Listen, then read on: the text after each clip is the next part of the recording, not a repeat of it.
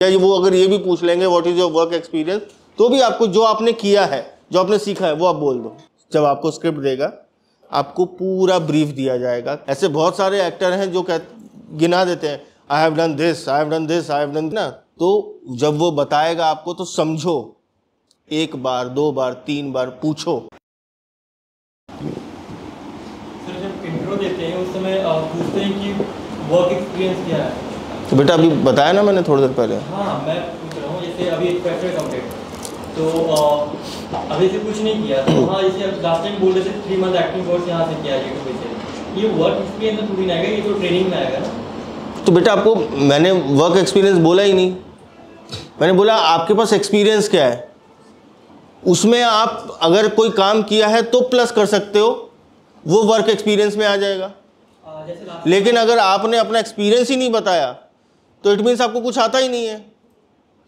इसलिए मैंने बोला ना कि आप जोड़ सकते हो कि I am a trained actor, I have done 3 months acting course from join to Bollywood academy. वो क्या था लास्ट टाइम आपने पूछा था वर्क एक्सपीरियंस, तो हमने बोला था कि जॉइन टू बॉलीवुड अकेडमी। नहीं, देखो एक्सपीरियंस और वर्क एक्सपीरियंस दोनों अलग चीज़ें हैं।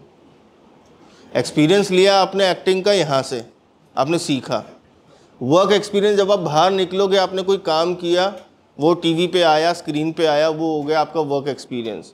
तो आप वो दोनों, अगर दोनों हैं आपके पास तो दोनों ऐड करके बोल दो, और अगर नहीं है तो you are a trained actor and you have done 3 months acting course from join to Bollywood academy. Simple, इसमें कंफ्यूजन नहीं होना चाहिए। वो वहाँ क्या एक्सपीरियंस पूछ रहे थे, क्या बोलते हैं एक्सपीरियंस क्या आपका, फिर वर्क एक्सपीरियंस क्या, दोनों पूछते हैं? वो एक्सपीरियंस पूछते हैं, व्हाट इज योर एक्सपीरियंस, या वो अगर ये भी पूछ लेंगे what is your work experience, तो भी आपको जो आपने किया है, जो आपने सीखा है, वो आप बोल दो। कोई कंफ्यूजन नहीं रखना है इसमें कि उन्होंने वर्क एक्सपीरियंस पूछ लिया तो मेरे को ये नहीं बोलना है कि मैंने 3 मंथ्स का एक्टिंग कोर्स किया है। बोल दो, वो भी एक्टिंग तो आती है ना, बात खत्म। उनका कंसर्न वही है कि आपको आती है कि नहीं आती है।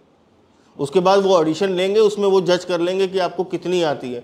ऐसे बहुत सारे एक्टर हैं जो गिना देते हैं, आई have done this, I have done this, I have done this, लेकिन जैसे ऑडिशन की बारी आती है तो वो फंबलिया जाते हैं, भर भर के फंबल मारते हैं, डायलॉग ही याद नहीं होते हैं। तो काहे का वर्क किया है, कौन सा वर्क किया है? ऑडिशन की जब स्क्रिप्ट मिलेगी, खड़े हो जाओ, उसको कैसे प्रिपेयर करोगे ऑडिशन की स्क्रिप्ट?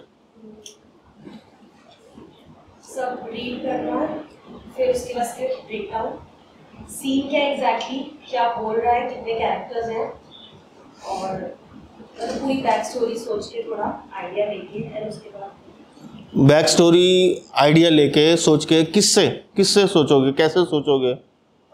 मैं आपको अगर अभी एक स्क्रिप्ट देता हूँ, आप उस स्क्रिप्ट को पढ़ के पूरा सब कुछ समझ जाओगे, वो कैरेक्टर कैसा है क्या नहीं है, सीन समझ आ जाएगा। कैरेक्टर कैसे समझ में आएगा?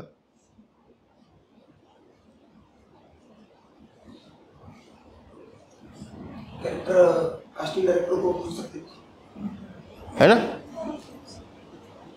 हाँ मतलब पूछ सकते हैं।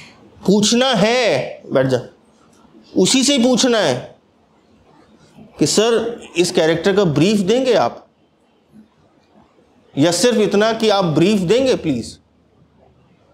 अगर वो नहीं दे रहा है, 99.9% कास्टिंग वाला खुद ब्रीफ देगा आपको।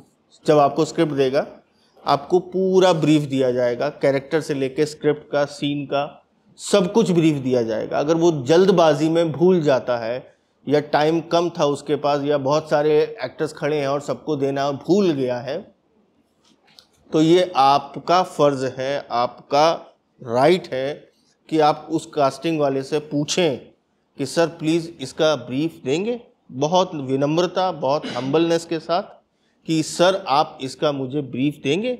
वो देगा। ये हर जगह होता है, यही प्रोटोकॉल है कास्टिंग का। वो आपको बताएगा, और उसके बाद आपको टाइम दिया जाएगा। आपको स्क्रिप्ट देने के बाद आपको टाइम दिया जाएगा कि उस स्क्रिप्ट को, बैठ जा बेटा, आप प्रिपेयर करें। ऐसा नहीं कि आपको स्क्रिप्ट दी और 5 मिनट बाद बोला चलो भाई चलो रेडी, फटाफट ऑडिशन दो। ऐसा नहीं होगा। आपको पूरा टाइम दिया जाएगा। पूरा टाइम मतलब 2 दिन नहीं, 15 मिनट, 20 मिनट, आधा घंटा, 1 घंटा, और इतना टाइम इनफ होता है। इनफ एक इतनी सी स्क्रिप्ट के लिए इनफ होता है। या 1 पेज की भी स्क्रिप्ट हो, या 1.5 पेज की भी हो सकती है, 2 पेज की भी हो सकती है, और उस स्क्रिप्ट के अंदर 2 कैरेक्टर भी हो सकते हैं, 3 भी हो सकते हैं। तो आपको पूरी स्क्रिप्ट बार बार पूरी स्क्रिप्ट पढ़नी है, जिससे कि आपको सीन समझ में आए, आपको पता चले कि आप अगर उस स्क्रिप्ट के अंदर आपके अलावा भी कैरेक्टर्स हैं तो आपका डायलॉग किस कैरेक्टर के बाद है। ऐसा नहीं है कि आप भड़ अपने डायलॉग बोले और बोले सर हो गया मेरा ऑडिशन चलो। तो आपका डायलॉग किसके बाद है, किस इमोशन में है, किस पेस में है, किस टोन में है, वो आपको ही बनाना है। हाँ, ऑडिशन लेते हुए कास्टिंग वाला आपको थोड़ा करेक्ट करने की कोशिश करेगा, करेक्शन देगा, क्योंकि उसे मालूम है कि उसे कैसा चाहिए। तो उस टाइम आर्गुमेंट मत करना, नहीं सर ये ऐसा नहीं, मैं तो ऐसा दूंगा, 2 मिनट में भगा देगा।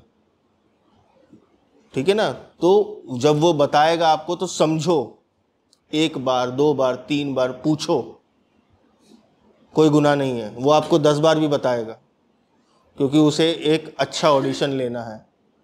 आप लुक में परफेक्ट थे, आपकी एक्टिंग उसको थोड़ी सी अच्छी लगी थी, इसलिए उसने बुला लिया। आप शॉर्टलिस्टेड हो, इसलिए वो आपका ऑडिशन ले रहा है। तो चांसेस होते हैं ऐसे में कि आपका सिलेक्शन हो जाए।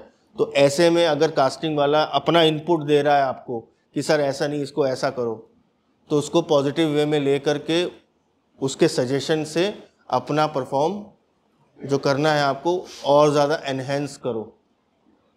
समझे।